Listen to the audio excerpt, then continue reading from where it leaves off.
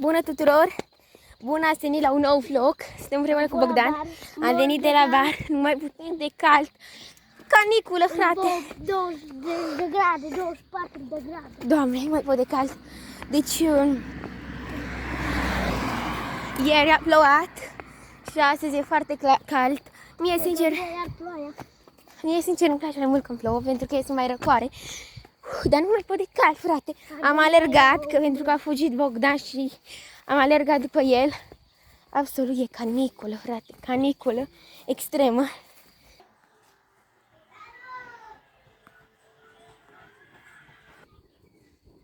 Cât de cald e afară, nu mai pot de cald. Bună! Astăzi este duminică.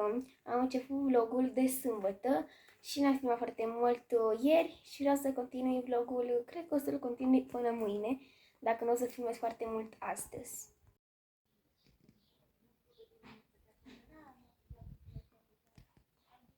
Mică mie. Hai bani. Bună! Astăzi plecăm din nou la magazin.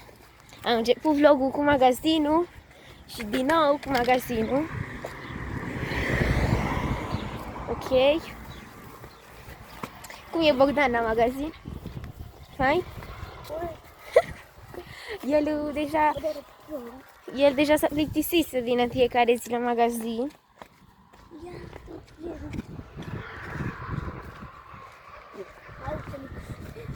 El deja s-a plictisit și hai să vin fiecare zi. Fiecare zi. Uneori vin de mai multe zi, mai de multe ori pe zi. Odată am venit de 4 ori pe zi. Odată de 80 de ori. Deja, pentru el e enervant lucrul ăsta. Nu știam de unde se aude sunetul ăsta. Credeam că e un avion. Dar e un tractor. Am crezut că construiește cineva o casă.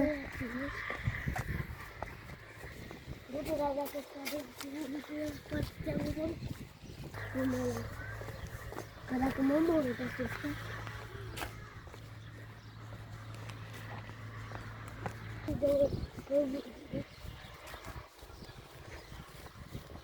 Ai scris pe telefon ce trebuie? Ce? Ce trebuie? Repite.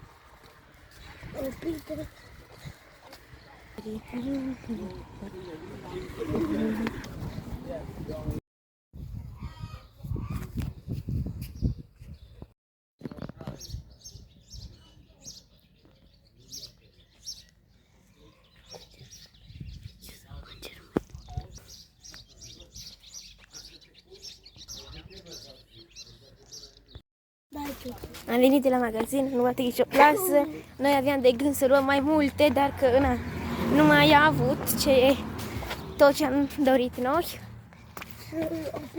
Noi am crezut că o să venim cu 2 plase, dar am venit doar cu una. Deci da, e foarte cald. Ce ai, Bogdane? Ce nu știi? Ce? Ok. Ce faci, mai omule, mă? Ești mascat. Păi, mâinile sus. Uite! Ce faci? Ia! Dacă era Abel aici, cred că direct pe jos cădea de frică. Ce frumos!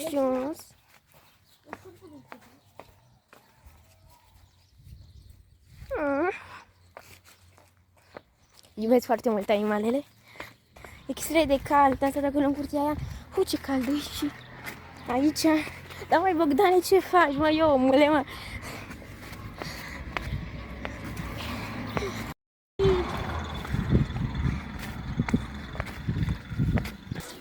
De aia, hai. Am ajuns în sfârșit, v-am așteptat.